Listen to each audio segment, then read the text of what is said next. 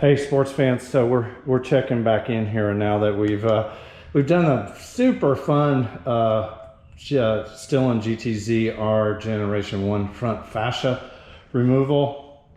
There was actually, I'll show you here. So you've got these two, they're nuts that go on these two. And there's actually a bolt that goes right here that I forgot about. You see these high dollar Nissan front fender guards. Those are super expensive. I'm going to tell you that they're actually really worth having because they do protect your intercooler from rocks coming up underneath, and so a lot of people don't have those since we have the front fascia off. Of course, we're going to clean up the intercoolers. We're going to get these wire bundles up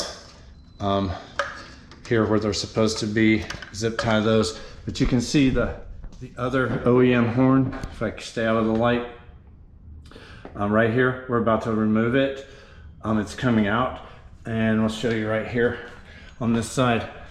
If I get the flashlight, yeah, so you can see I'm not a professional videographer. I'm not going to become one either, but so this is where my finger is. That's the mounting hole for the horn.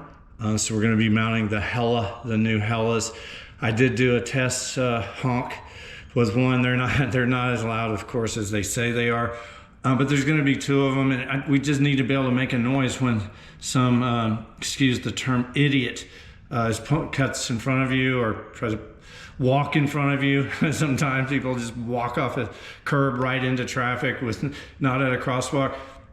But the thing we have to do, because we showed you in the previous clip that the Hella horns come with two terminals. So one terminal, this connector, not that connector, that let me show you the connector. This connector, that green wire, and that connector, that is the horn wire and connector that goes to the steering column, to the actual steering wheel pad.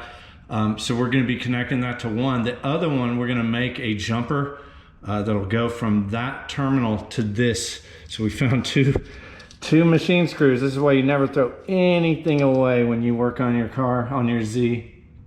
I put it in Ziplocs, and when I go to do a project like this, I started looking, I thought, it mounts right here. Since we're gonna have to ground it, why wouldn't we wanna ground it right there? And so I found these two machine screws. They're basically brand new. I don't know where they came from, but they're gonna be an eyelet and a single wire coming from the other terminal of the Hella right there to ground. We'll clean that whole area up so we get a good solid ground. Of course, we're going to be testing the horns before we put the front fascia back on, but the hardest part of this whole procedure is getting the fascia off.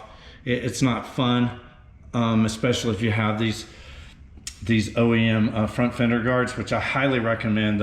They're plastic, they're crap, and that's why most of these cars are 30 plus years old. They're just gone. They're just broken. If there's any left, they're just pieces. I know why people hold off doing it. I did, because they're super expensive. They come from Nissan, so they still exist, but they're I believe the driver's side is more than the passenger side.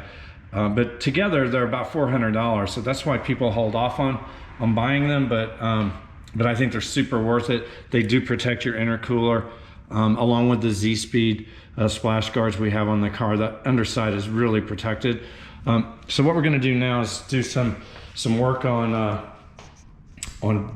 creating those two ground jumpers. We're going to clean up those ground spots. We're going to remove the other horn, and then we'll give you another clip here in a little bit when we install them, and we'll do a test for you. Okay, all right, next clip coming up.